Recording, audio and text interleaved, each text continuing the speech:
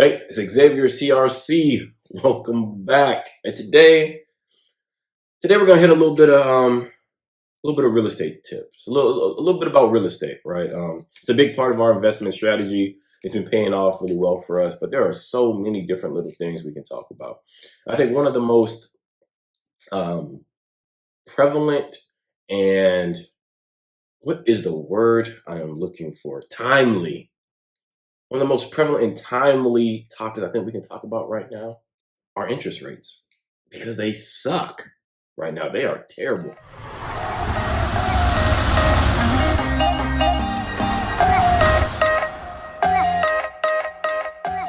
These are some of the worst interest rates that my wife and I have seen since we've started our real estate investing journey, which admittedly hasn't been that long, but I mean, interest rates creeping up to 4.5, 4. We're having to pay points.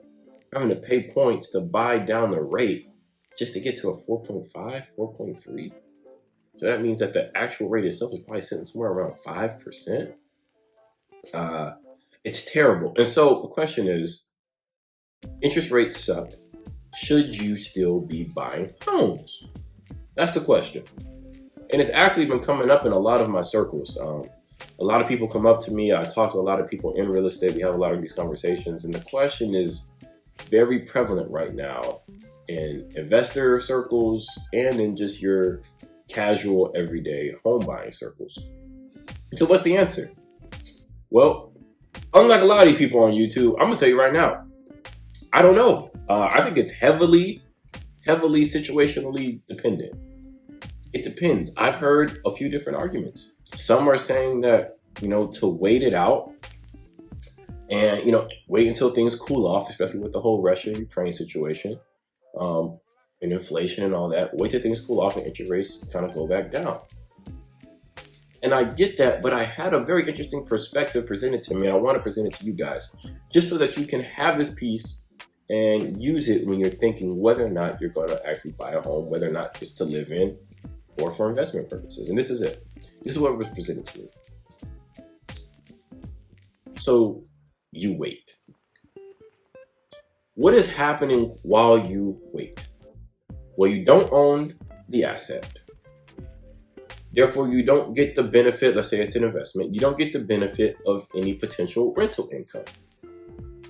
You also don't get the benefit of appreciation. Again, and like I said, we invest solely and primarily in Texas, so I can't speak on any other state, nor will I try to.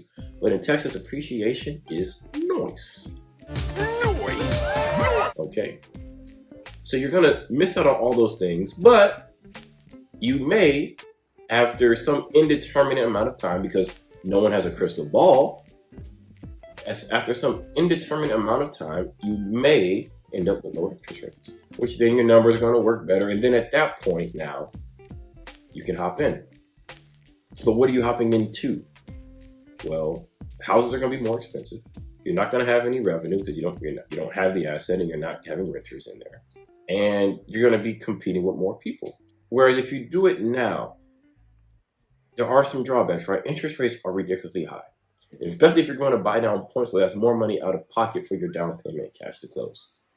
Okay, like I said, that's a little bit more money out of pocket. A few extra $1,000.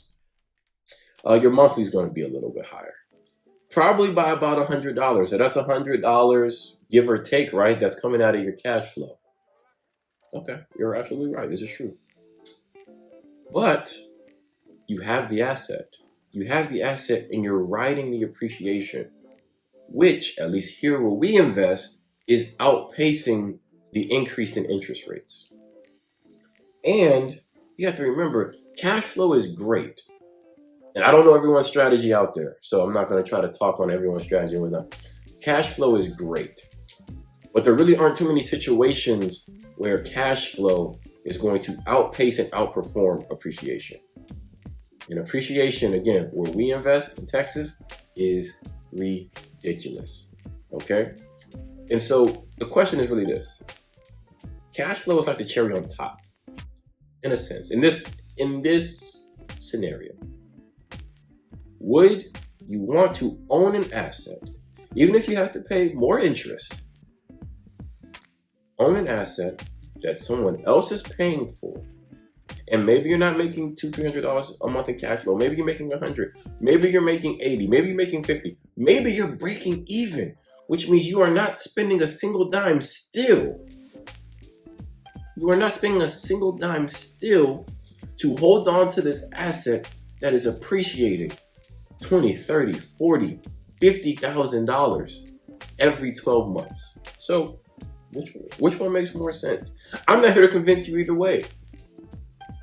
I just was presented this perspective, and it made a lot of sense to me. Because I'm not gonna lie to you, I was kinda in the boat of, well, we might need to wait until these interest rates cool off. Me, I know. I don't know what came over me. I just don't like seeing those interest rate numbers, and I don't like seeing these inflated monthly payments. But the perspective is this: if it's hard for everyone to buy, and your normal buyers are being kind of priced out of the market, and you pick up this asset, well, someone's going to need to live there. People need to live in places. They need dwellings. And if you have the asset, even though you're paying a little bit more for it at that time, because you can always refinance to a lower interest rate, does it not make sense to pick it up, hold on to it, take less cash flow, take a break even, and still ride the appreciation on that property? For me, I think it makes sense. Looking at it, I get it. And so maybe you're out there and you're afraid. Maybe you're out there and you're not looking to buy an investment property. You're looking to buy a property to live in, but you see these crazy interest rates. Well, it still applies, because you can either not buy a house, so you continue to rent, and you're not getting none of the benefits of home ownership. You're not riding the appreciation, so you're going to continue to be priced out of the market, whether interest rates change for the better or not. Versus buying it, yes, you're paying a little bit more, but not too much more. Like I said, your mortgage, when you jump up a percent, like for a few hundred bucks a month, and I get it, it sucks, it does. I'm with you, it sucks. But you can still have this asset that you're living in, so it's providing its service to you. So instead of cash flow, you are actually using it to live. That is a benefit. And then you are paying down the mortgage, which is a benefit, which is increasing your equity, which is a benefit. And at the same time, that same property is appreciating. So you're making money, even though it's not all money that you can touch and you don't see it in your account every month. It's still making money for you. Or you can sit on the sidelines and hope and wait that interest rates go down. I'm not saying which one you should and shouldn't do. I'm just presenting some information to you guys from a perspective that was presented to me, and I saw the value in it. So take it for what it's worth. All right, that's it for today. Xavier, CRC.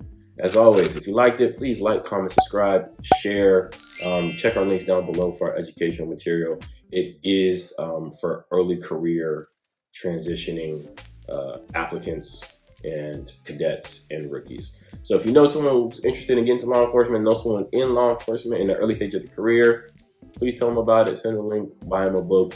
Helps the channel out tremendously. Again, thank you for your time. Hope you got something from it. A different perspective of thinking. Right? It's important. It's important so you can make the best decision possible. All right. It's Xavier, CRC, signing off. I'll see you guys on the next one.